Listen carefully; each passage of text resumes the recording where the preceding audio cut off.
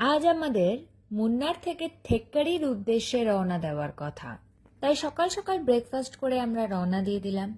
এটি একটি নদী, যেটা প্রায় শুকিয়েই গেছে দেখতে পাচ্ছেন, যার জন্য আমরা ওয়াটারফলসগুলো দেখতে পারিনি, কারণ জল ছিল না। তাই মুন্নার থেকে থেক্কাড়ি মোটামুটি 100 কিলোমিটারের দূরত্ব, এবং যাত্রাপথে যদি লর্ড গণপতির দেখা পেয়ে যাই, মানে গণেশ ঠাকুরের দেখা পেয়ে যাই, তাহলে তো যাত্রাপথ শুভ হওয়ারই কথা। থেক্কাড়ি পৌঁছতেই আমরা সবার প্রথম ঘুরে দেখলাম Periyar spices and Ayurvedic garden. Ticket কেটে প্রবেশ করার পরে এই গার্ডেনের তরফ থেকেই আমাদেরকে একজন গাইড দেওয়া হয়, যিনি আমাদেরকে গোটা গার্ডেনটা ঘুরিয়ে ঘুরিয়ে দেখান এবং বিভিন্ন জড়িবুটির গাছ আমাদেরকে চেনান, এবং সেই জড়িবুটির কি উপকারিতা, কি কম্বিনেশনে ব্যবহার করলে আমাদের কোন রোগ সারতে পারে, এরকম বিভিন্ন তথ্য দিয়ে আমাদের পুরো বাগানটি ঘুরিয়ে দেখান।